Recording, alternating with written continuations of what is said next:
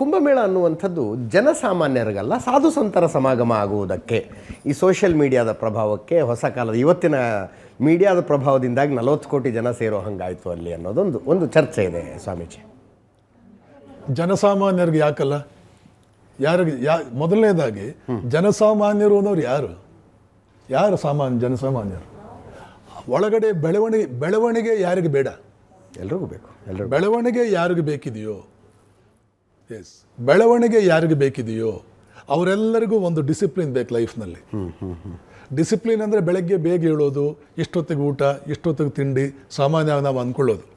ಆದರೆ ಇದು ಓಕೆ, ಇದು ಫಂಡಮೆಂಟಲ್ ಪ್ರೈಮರಿ ಡಿಸಿಪ್ಲಿನ್, ಕೆಳಮಟ್ಟದ್ದು.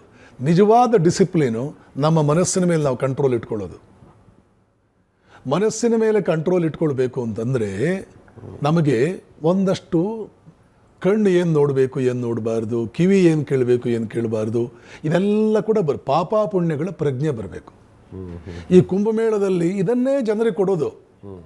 ಇವತ್ತು ನೀವು ಯಾಕೆ ಈಗ ನೋಡಿ ಬಡತನ ಅಂತೆಲ್ಲ ಅಂದರು. ಬಡತನ ಬರೋದು ಯಾಕೆ ಅಂದರೆ ಪಾಪ ಮಾಡೋದ್ರಿಂದ ಬಡತನ ಬರೋದು. ಕಷ್ಟಪಟ್ಟರೆ ಸುಖವಾಗಿರ್ತೀವಿ. ಬಸ್ ಸ್ಟ್ಯಾಂಡ್ನಲ್ಲಿ ಮೂಟೆ ಹೊರೋನ್ಗಿಂತ ಕಷ್ಟಪಡೋರು ಯಾರು? ಸುಖವಾಗಿದ್ದಾನೆ ಅವನು? ಕಲ್ಲು ಕುಟ್ಕೊನ್ಗಿಂತ ಕಷ್ಟಪಡೋರು ಯಾರು? ಸುಖವಾಗಿದ್ದಾನೆ ಅವನು? ಸುಖ ಬರೋದು 100 ಕಡೆ ಹೇಳಲಾಗಿದೆ ನಮ್ಮ ಧರ್ಮಗ್ರಂಥಗಳಲ್ಲಿ. ಧರ್ಮದಿಂದ ಸುಖ. ಇಲ್ಲಿ ಧರ್ಮ ಅಂದರೆ ಏನು ಅಂತ ಒಂದು ಸಣ್ಣ ಪದದಲ್ಲಿ ಹೇಳ್ಬಿಡ್ತೀನಿ. ಪುಣ್ಯ ಮಾಡುವುದರಿಂದ ಸುಖ. ಬುದ್ಧ ದೇವರು ಮಗದೊಂದು ತಲೆ ಕೆಡಿಸ್ಕೊಳ್ಳಿಲ್ಲ.